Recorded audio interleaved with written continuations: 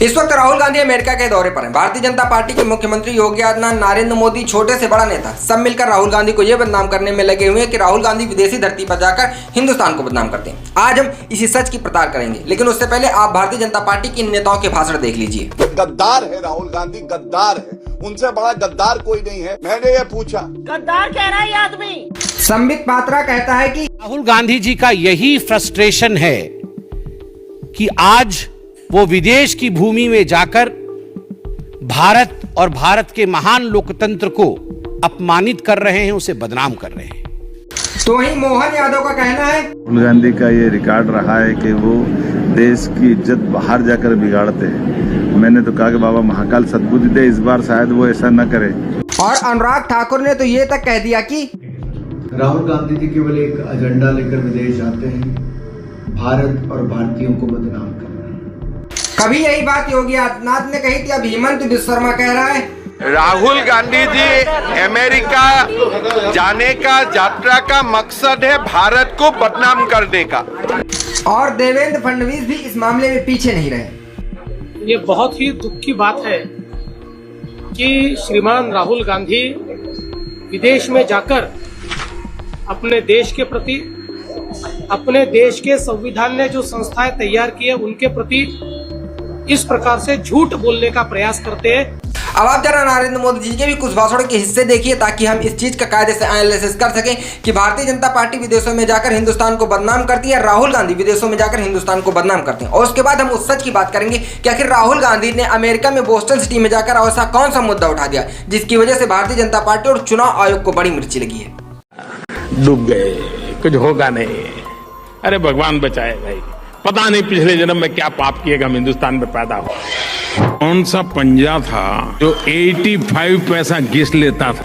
ये कोई सरकार है, ये कोई लोग है? चलो छोड़ो, चले जाए कहीं और। यार पता नहीं पिछले जन्म में क्या पाप किया था,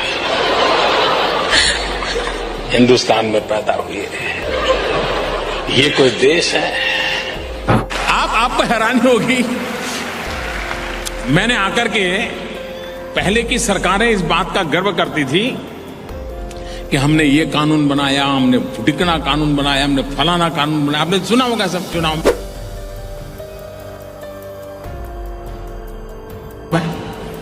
मेरी गाड़ी उल्टी है, उनको कानून बनाने में मजा आता था, मुझे कानून खत्म करने में आनंद आता है। हमारे यहां पहले जो सरकारें थी वो इस बात का गर्व करती थी कि हमने ये कानून बनाया, हमने वो कानून बनाया, हमने ढीकना कानून बनाया, हमने फलाना कानून बनाया। जिनको गंदगी करनी थी वो गंदगी करके चले गए, लेकिन हम सफाई करके जाएंगे। Much of India that we dream of is yet to be build. दवाइयां पैकिंग अच्छा होता है, दवाई लिखने वाले को भी कुछ मिलता रहता है। आप जानते होंगे डॉक्टरों की कॉन्फ्रेंस कभी सिंगापुर होती है, कभी दुबई होती है। राहुल गांधी इस वक्त अमेरिका के दौरे पर, और वो अमेरिका में बोस्टन में एक भाषण देते हैं। किसके बीच? हिंदुस्तान के प्रवासियों के बीच। हिंदुस्तान के वो प्रवासी जो हिंदुस्तान को छोड़कर इस वक्त अमेरिका में रह रहे हैं, उनके सामने भाषण देते हैं। और उस भाषण में एक मुद्दा उठाते हैं, महाराष्ट्र चुनाव का। चुनाव आयोग ने एक डेटा दिया था 5:30 बजे तक का, और उसके बाद एक डेटा दिया 7:30 बजे तक, मतलब मात्र 2 घंटे में 65 लाख वोट बढ़ गए। अब इसी को लेकर राहुल गांधी ने सवाल उठाया, और उन्होंने एक बड़ा सवाल उठाते हुए कहा कि आप बताइए, जब एक वोट, मात्र एक वोट पढ़ने में 2-3 मिनट लगते हैं, तो 65 लाख वोट आखिर कैसे पढ़ सकते हैं, वो भी वहाँ जहाँ की आबादी 9.7 करोड़ है। बस इसी भाषण को लेकर भारतीय जनता पार्टी के लोग राहुल गांधी पर हमलावर हैं।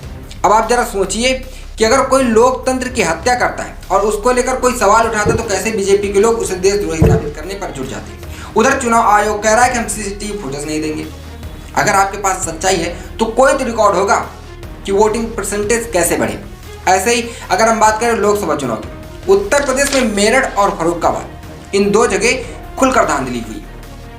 इसकी रिपोर्टिंग न्यूज़ लॉन्ड्री ने की है। उसका स्क्रीनशॉट मैं सामने लगा रहा हूँ, आप न्यूज़ लॉन्ड्री की वेबसाइट पर जाकर पूरी रिपोर्ट पढ़ सकते हैं। और अभी तक इस मामले पर कुछ भी नहीं हुआ। ऐसे ही हरियाणा में हुआ था, सुबह दूसरा डेटा आता, रात में दूसरा डेटा आता, और जब काउंटिंग होती है तब दूसरा डेटा आता है। जहां पूरा देश भारतीय जनता पार्टी को हारता हुआ, कांग्रेस को जीतता हुआ दिखाई दे रहा था, वहीं पर कांग्रेस हार जाती है और भारतीय जनता पार्टी अचानक से जीत जाती है। आखिर ये क्या मामला है?